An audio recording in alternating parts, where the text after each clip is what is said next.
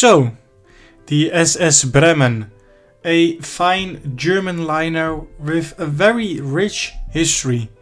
Now we can talk hours about the many voyages he had and a role in the Second World War. However, I want to take a minute and talk about the narrow escape of the SS Bremen. So we'll be talking about that, but first let's cover some of her specifics. So the Bremen was owned by the Norddeutsche Lloyd and would of course had a sister ship who would be called the SS Europa. Now the Bremen would be built by the shipbuilders Deutsche Schiff- und Maschinenbau. So the gross register tons of the liner was 51656 with a beam of 101.9 feet. The speed of this vessel would have been 27 knots, and the liner would be launched on 16 August 1928. Now she would leave on her maiden voyage from Bremenhaven for New York City under the command of Captain Leopold Ziegenbein on 16 July 1929. She arrived 4 days, 17 hours and 42 minutes later. She beat the Cunard liner and the previous ribbon holder, the RMS Mortania, by 2 knots, which is a huge win, a huge achievement. So now we take a jump into the future, and Adolf Hitler has now been appointed as the German Chancellor in 1933. So kind of the dark times of Germany begin. The Bremen's crew of over 900 men and a few women included a Nazi party cell and even a unit of the SA, the brown-shirted stormtroopers who actually helped Hitler bully his way to power. So I wonder why the brown shorts were on board, because there was no use for them there. I mean, maybe the Gestapo hadn't formed yet, maybe they were on board to spy, or again maybe bully some passengers who didn't agree with Hitler. But the passengers who traveled on the Bremen after 1933 were seldom disturbed by the politics, which I can imagine, right? You go on a ship and you travel, and you want to travel in peace and in style and not be confronted by the politics of those days. So what the crew then did to maintain their foreign passengers and to clean the German image as like, oh look, Nazism isn't that bad. What they did, they removed very much of the Nazism, but what they didn't remove was the big swastika flag hanging from the Bremen's stern. Now for some who were scared actually of course of the Nazi regime, which is completely of course understandable, it was scary to see of course. And when the Nazi takeover happened, for the German passengers who didn't have a problem with the Nazism, there weren't many things changed. Now the mood was decidedly less than carefree. Now, however, the Bremen would sail from Bremenhaven on August 22, 1939, with a cargo of thousands of mail bags and 1,200 passengers on board. Now, most of these people, they were from the United States, and they were trying to flee the dark times approaching over Europe. Now, on the following day, the liner anchored very briefly as scheduled in the ports of nations that would soon be at war, sadly, with Germany, taking on an additional 500 passengers more at Southampton and Cherbourg before making for the open Atlantic.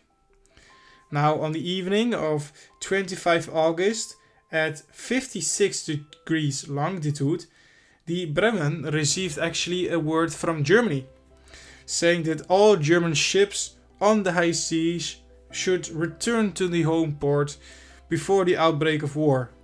But her captain, Captain Arends, I hope I said it correctly, he ignored the order. Which is not a smart thing to do, of course, especially in those days. But he ignored the order and he continued to sail to New York. But likewise, on the following day, in fact, he again broke the rules. So he didn't break the rules once, he actually broke them twice. By radioing Germany again of his idea or intention to proceed to New York.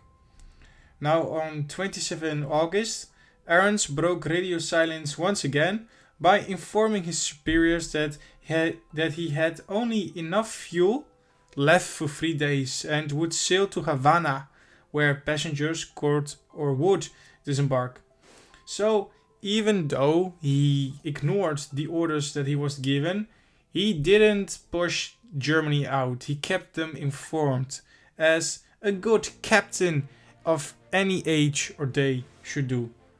But this time, ignoring orders was over, and the German Admiralty and Transportation Ministry actually told him a clear and direct order to disembark his passengers in New York, refuel, and then immediately return to Germany as possible.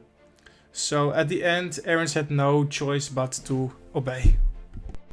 So when the Bremen arrived in New York on 28 August, she was greeted by reporters and cameramen with tugboats and custom officers.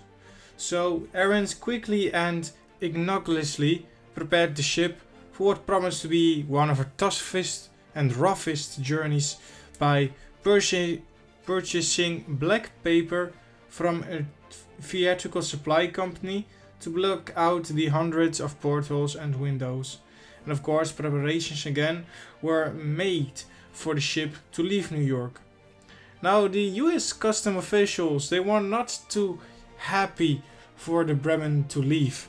So, working under the authority of recently enacted neutrality regulations, 26 custom agents boarded the vessel on the morning of 29 August, searching her from stern to stern for weapons and contraband, inspecting the lifeboat, counting the life jackets, and taking breaks for coffee and meals.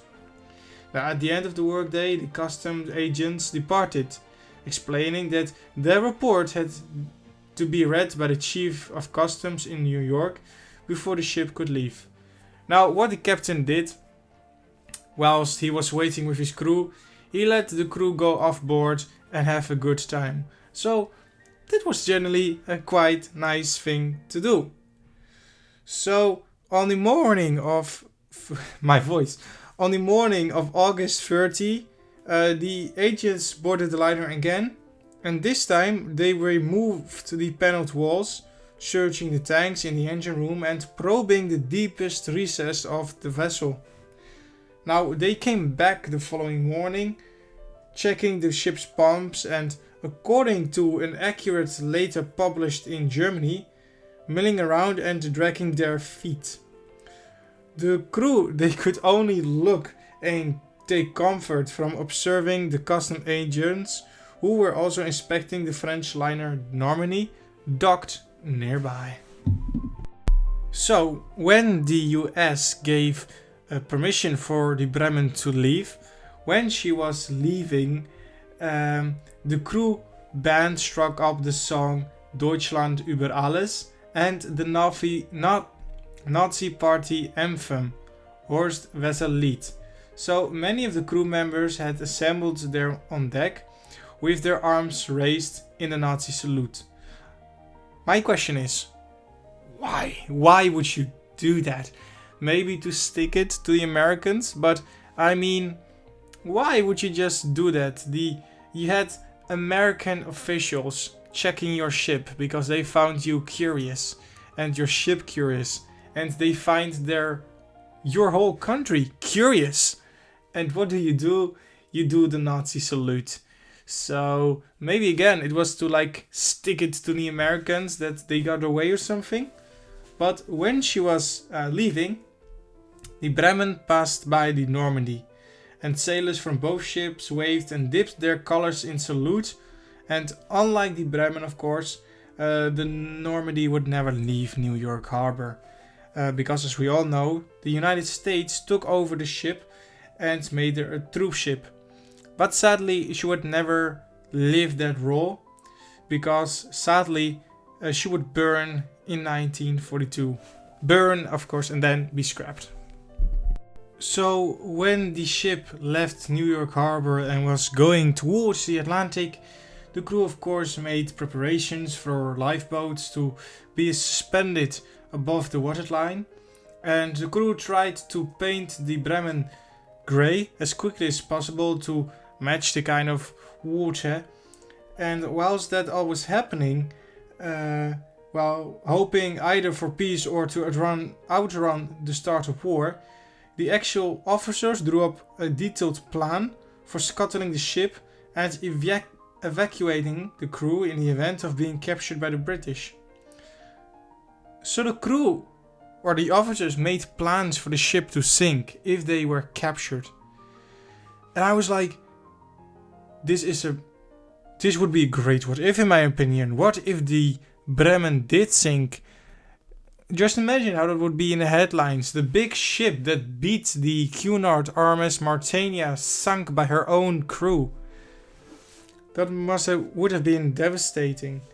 So on September 1, tensions thickened when the Wireless received the word that the German army had rolled across the Polish border. Now the Germans had hoped that France and Great Britain would stay out of Hitler's way, as they had so many times before in recent years. News updates were regularly posted on the ship's bulletin boards. By September 3, when Britain declared war against Germany, the Bremen was south of Iceland and entering the Denmark Strait. The captain assembled the crew in the main dining hall to relay the disheartening and sad news. Now, by that time, the Bremen was being hunted by considerable units of the Royal Navy, anxious to sink or seize the pride of Germany's merchant fleet. British submarines lurked near the entrance of Germany's ports, and 2 British cruisers, accompanied by 8 destroyers, prowled to the coast of Norway, and heavier units of Britain's home fleet patrolled the North Atlantic. So on 6 September, the Bremen finally dropped the anchor after having covered 4.045 nautical miles since she left New York 6 days and 30 hours earlier. Now, on the early morning on December 7, the ocean liner pulled out of Murmansk, where she was anchored, before sunrise and under the cover of a heavy snowstorm. She was a grey ghost, sailing against a dark horizon. The long nights and rough seas at those latitudes in the last weeks of the year aided the voyage. Now, there was something that happened though, something interesting. So, however, the Bremen had one close call with the Royal Navy after having left the safe port of Murmansk. So, on 12 December, a British submarine, the Salmon, intercepted the Bremen off the Norwegian coast. Now, the Salmon before that was enjoying an eventful patrol in the North Sea, which included the sinking of a other enemy submarine, the U-36. Now, the captain of the Salmon was called E.O. Bigford, and he surfaced after he identified the Bremen.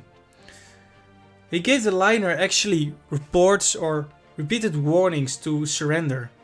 So Bigford was unable to claim his prize. He was forced to crash dive when a Dorrier DO-18 flying boat dispatched by the German Navy to actually help the Bremen. So he saw the airplane, he had to crash dive, And the Salmon survived the attack of the German airplane to cripple the German cruisers Leipzig and Nuremberg before returning to his base. So after this tremendous, long and dangerous journey, on 13 December, the Bremen finally returned to its berth in Bremenhaven. The joy at having won the race twice and having brought safely home our beloved Bremen, this precious possession of German mercantile fleet, can be seen in everyone's eyes, Captain Ahrens said. So the captain and the crew received a warm hero's welcome from the chairman of the North German Lloyd and the Reichsminister of Transportation. Even a band played and a company of naval sailors presented arms. So that is the end of a video. A long video after it's been a while. So but I hope you enjoyed it very much. It's long because there were so many aspects of this voyage to cover that were interesting. So that is why it is so long. Now, of course, there was a short piece of footage. I will leave it in the description below, the credit of the footage, of course. And I quickly want to thank all my new subscribers who have subscribed to my channel. Like I say many times, that means so much to me. You have no idea. We have now surpassed the 500. So, like I said on my Instagram page, I will do a 500 special stream tomorrow night, 7 p.m. Central European Time. So I hope to see some of you there in the chat, and you will see what the topic is about. So we are now trying to hit the 600 subscribers, my friends. So if you have friends of yours who like ships or ocean liners, please show them my channel. That really means a lot. So with that out of the way, guys, leave in the comments what you thought of this video, and we will see each other on the next one. Goodbye.